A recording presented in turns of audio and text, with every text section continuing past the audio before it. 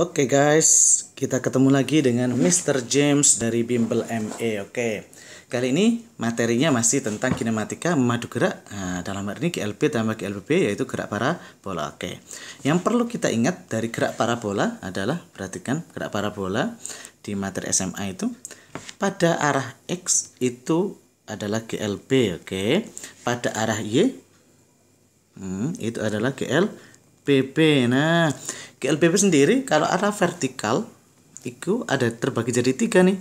Ada gerak vertikal ke atas, ada gerak vertikal ke bawah, ada gerak jatuh bebas. Nah, di sini gerak vertikal ke atas itu apa? Nah, kecepatan awalnya ada, V0-nya ada.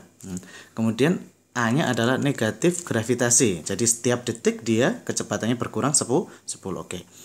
V0 gerak vertikal ke bawah ada juga, A-nya plus gravitasi. Nah, jadi setiap detik bertambah 10 karena ke bawah. Nah, di sini V0-nya nggak ada, 0, gerak jatuh bebas. Nah, tapi A-nya juga plus gravitasi. Jadi dua ini yang ke arah bawah itu positif gravitasi, yang berbeda adalah yang ke atas. Oke, sip itu. Nah, perlu juga adik-adik ingat rumus GLBB itu apa saja. Oke, kita review lagi.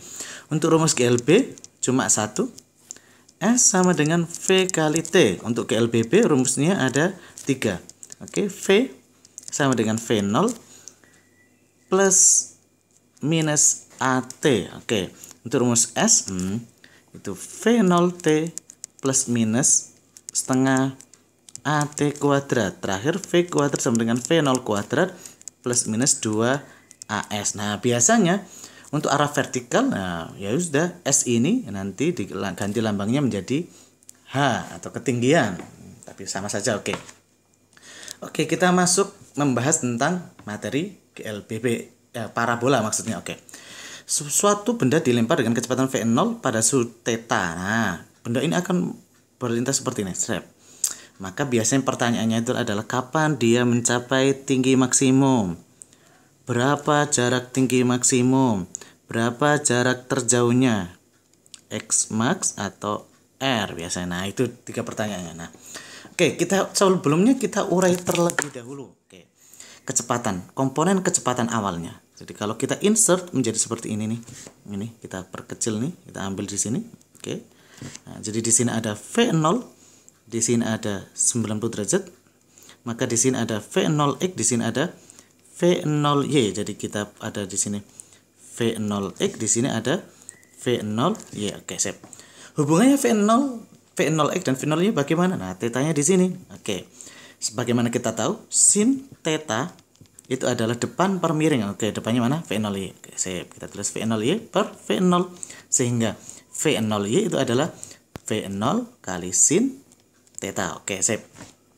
Selanjutnya, cos theta. Cos itu samping per miring, maka ada sampingnya V0x per V0 sehingga V0x sama dengan V0 cos theta. Oke, sip. Nah, perhatikan. Untuk arah vertikal arah horizontal GLB, maka setiap pada term di sini ada misalkan ada Vx. Di sini ada Vy. Di sini di sini ada Vx. Nah, di sini Vy-nya sama dengan 0. Kenapa 0? Nah, karena di titik tertinggi. Kalau nggak 0, maka dia terus naik lagi. Ya.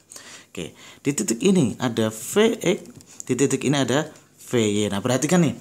Vx-nya arahnya selalu konstan karena GLB kecepatannya adalah tetap. Jadi, dimanapun titiknya, baik di awal, di sini, atau di sini, atau di sini, atau di titik manapun sepanjang lintasan, Vx-nya nilainya tetap.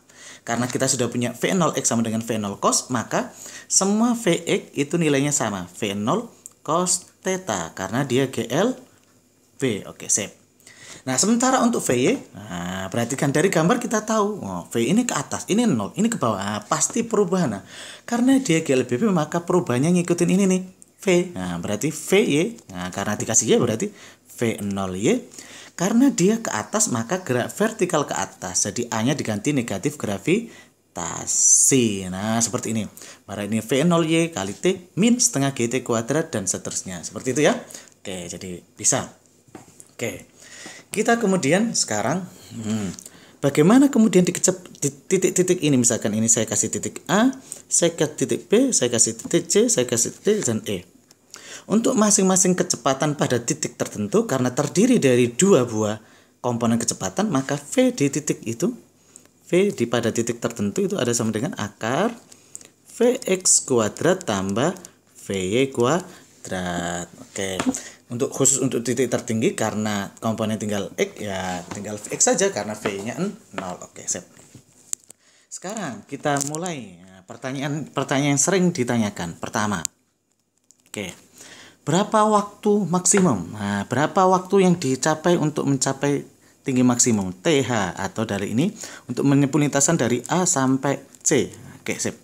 Maka kita punya tadi Vy-nya sama dengan V0Y min GT sama dengan 0. Kenapa 0? Titik tertinggi kecepatan 0. Berarti G kali T sama dengan V0Y. Berarti T sama dengan V0Y per G atau V0 sin theta per G. Oke, itu adalah waktu untuk mencapai tinggi maksimum.